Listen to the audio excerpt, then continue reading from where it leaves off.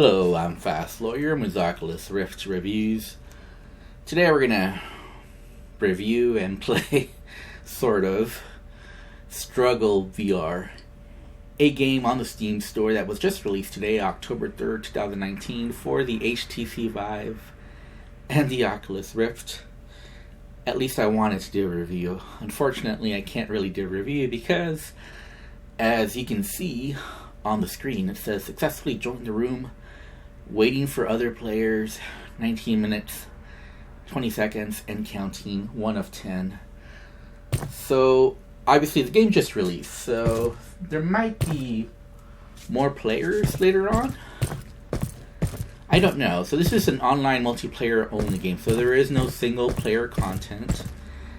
And I'm unsure how many other players you need to join before a game starts. Maybe 10? If so, it's going to be tough to get 10 people to wait around for a game to start. There are no bots. And right now I'm the only one.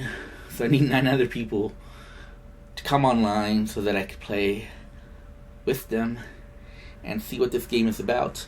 As you can see, we have avatar hands here. Okay. But nothing else shows up. We do have full locomotion and smooth turning. However, it's all on the same joystick. So on the left joystick, if you push up or down, you go forward or backward. And if you push sideways, you turn that way. So it's all on one joystick versus normal. So you can't strafe left or right. You can't move sideways. So that would be our problem. We need full locomotion and smooth turning with 2 set of joysticks. You know, like normal movement for most other games. This will lead to imprecise movements. The only other thing that I figured is you can also jump. So if you press B, you jump. And as far as things, so that's the only thing. If you press trigger, your hands close. There is a day and night cycle. So right now it's night. After like 5 minutes, though, you'll start seeing some sunshine. So I do like the day and night cycle. I think that's pretty cool. You can clip through some objects, but there is an opening in the fence here somewhere that you can just go through. But yeah, you do clip through some objects as well, although not everything. I don't think you can clip through these. So these barriers here, you can't go through them. Some other barriers that you can clip through. So obviously this is the first day of release. It just released I want to say like an hour ago. I'm not too sure on exactly the time it was released, but it was just released. And as you can see, it's already becoming dawn, so the day-night cycle is pretty fast. I'm not sure what else I can say about this game. Buying an online multiplayer only game in VR is a big risk, because most of them fail. Like the vast majority of them fail. So I don't want to blame the dev. I don't want to give a negative review, but at the same time, I do have to be honest with any possible purchase, any possible client or customer in the future. You know, it's a big risk to buy an online only multiplayer game in VR. Most games fail. Even Space Junkies failed, sort of. I mean, it's almost dead. I never bought Space Junkies. I played the beta, and I never bought it, but I bought it recently, so I didn't buy it initially for the same concerns. I was concerned, why would I spend, I believe the initial price, if I'm not mistaken, was it $30 or $40? I know, it was a pretty high amount. I want to say it cost $40, if I'm not mistaken. And I thought that was a high price. Maybe it was $30.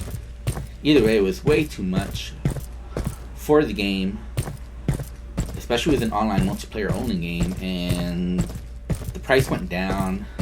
I got it off of Humble for like $5, and I played the other day. There was only one other person online to play with, and when they left, there was nobody to play with. So if a AAA title like Space Junkies can have a difficult time getting players to play online in VR, yeah, I'm not sure about how Struggle will do. It's been a struggle waiting here in the queue for over 20 minutes now, though. But I don't want to blame the dev. You know, it happens. I can't say whether this is a good or bad game. There's not enough here. I did notice pop-in issues. So, yeah, but again, this is just released, so maybe those things will get patched out. I did notice some clipping through some items. I don't like the movement. The graphics on my 1060 GTX are not great. But you know what? If the gameplay were fun, it's not the worst graphics. It's something that I could live with. I think this is like the bare minimum of what a multiplayer online game should look like. But this is the bare minimum. And there's much better looking games, and I'm noticing all kinds of pop-in issues right now. If you compare this to like something like Contractors, it doesn't look very good, to be honest. So right now, the online multiplayer games that are pretty popular is obviously Onward and Pavlov. Pavlov probably be number one. Contractors is, I want to say in the top 3 or 4 or 5. And there's a couple of other ones that are doing okay. But for the most part, it's Pavlov and Onward, really, that people play. I'm not sure anyone will ever play this game. Getting 10 people here, I'm not sure if that's ever going to happen on Steam, to be honest with you. I hope I'm wrong. I would love to play this game against other players and do a proper review. I hope this video doesn't come off like I'm trashing the game or telling people not to buy it. It is priced pretty low. I think $15 is a normal price, and I think it's on sale for like $12.